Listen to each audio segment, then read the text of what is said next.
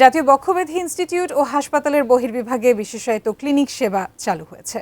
সকালে জাতীয় বক্ষব্যাধি ইনস্টিটিউট ও হাসপাতালের পরিচালক ডক্টর গোলাম সারওয়ার লিয়াকত হোসেন কেক কেটে বিশেষায়িত ক্লিনিকের উদ্বোধন ঘোষণা করেন। অনুষ্ঠানে স্লিপ বা ঘুমের মধ্যে নিঃশ্বাসের সমস্যায় আক্রান্ত এক রোগীকে চিকিৎসা সেবা প্রদান করে কার্যক্রমের শুভ সূচনা করা হয়। প্রতি মঙ্গলবার সকাল 11টা থেকে ডিপিএলডি ক্লিনিক, প্রতি মাসের প্রথম ও তৃতীয় বুধবার স্লিপ ডিসঅর্ডার ক্লিনিক এবং দ্বিতীয় ও চতুর্থ বুধবার ধূমপান নিরোধক সহায়তা ক্লিনিক পরিচালিত হবে। এই উদ্যোগের মাধ্যমে রোগীরা নির্দিষ্ট ও বিশেষায়িত সেবা আরও সহজে গ্রহণ করতে পারবেন বলে আশা করেন হাসপাতালটির পরিচালক ডক্টর গোলাম সারওয়ার লিয়াকত হোসেন।